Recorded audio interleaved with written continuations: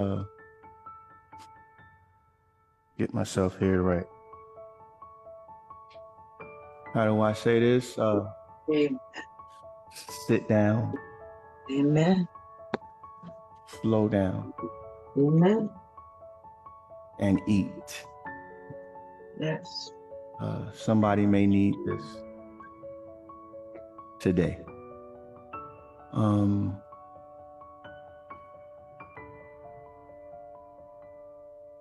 I want to talk about a piece of fruit that has not been given a full and detailed description of its nutritional value sometimes. Fruit that a lot of us don't want to mention. And so many of us will say a smart person won't pray for it or crave it, but it's necessary. Have something, Lisa, that's good for you, right? But it don't taste good. So even though you know it has great nutritional value, like, man, I don't want to eat that because it tastes horrible. You know, me and my wife just had this conversation not too long ago, Terry, and I had this conversation with a lady at work about it. Y'all know I'm trying to do all I can to keep this little body of mine functioning well. So I made some dietary changes in my life. I'm still gonna eat my chitlins from time to time, but I've made some dietary changes in my life. And my wife, whenever I do something, she jumps in with me. So if it's something health-wise I'm doing, I never do it by myself. She does it with me. Sometimes she goes overboard. Like, I'm a bread eater. I come from folks from down in the country. So country folks eat bread. And I got to be careful of how much bread I eat because it packs on, you know? And so I'm looking at different types of bread to eat now, you know? So my wife brings home this keto bread and it's supposedly good for you. But let me tell you something, Evelyn Holly. That bread tastes one taste shy of cardboard. It's horrible. And I know, and we have been raised in this country to not eat for our health. We eat for comfort. We eat for taste. We eat to enjoy eating. So that's the reason why a lot of us are fat, overweight, out of shape, because we eat more for taste and comfort than we do for health.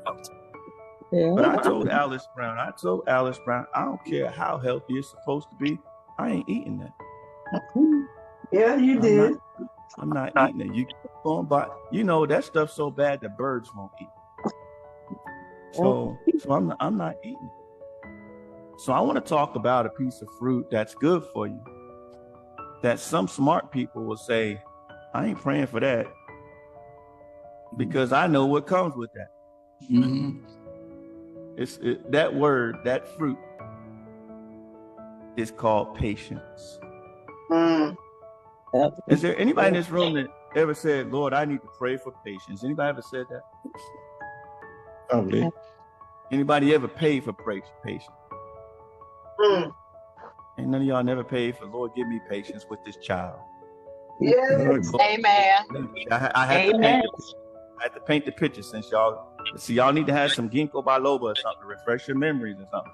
So how many of you said, Lord, give me the patience to deal with this fool in church today? Lord, I need the patience to deal with this knucklehead on the job today so I don't punch them square in their face. Anybody ever prayed certain prayers like that? Now, I know I got one or two people. Amen. I prayed for patience. Yeah. Amen. So here it is. But a lot of times when you praying for that type of stuff, right?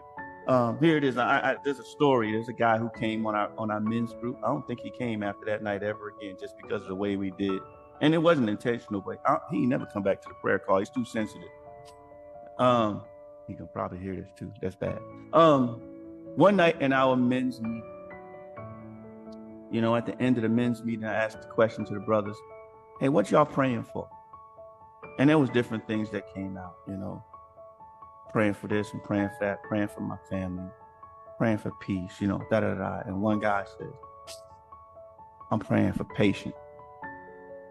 And the room erupted with laughter. Truthfully, Tony Gilliam, that we busted out laughing. And somebody's like, what? You praying for patience. Now see, the reason why folks laugh, because we know that patience, for us to become patient so many times, it means we got to go through tests, trials, and troubles to gain patience. That's it, right there. It's just like saying you want big muscles and you ain't gonna ever do no exercise, lift no weights, do no push-ups. You know, you ain't gonna get no muscles like that. You just can't stick your finger in your mouth like Bugs Bunny and blow your thumb and they blow up. Come on, preacher. You got to go through some pain and some stuff. And some of y'all who may be very patient in this room, if you look back over your life, the reason why you are so patient is because you went through so many things that tested you. All right. Thank you. So I want to talk about this piece of fruit right here and give it a better description, because there's some of us that'll be like, you know what? I ain't praying for patience today because I don't feel like going through nothing. Got enough stuff I'm dealing with. I'm trying to keep it real, y'all.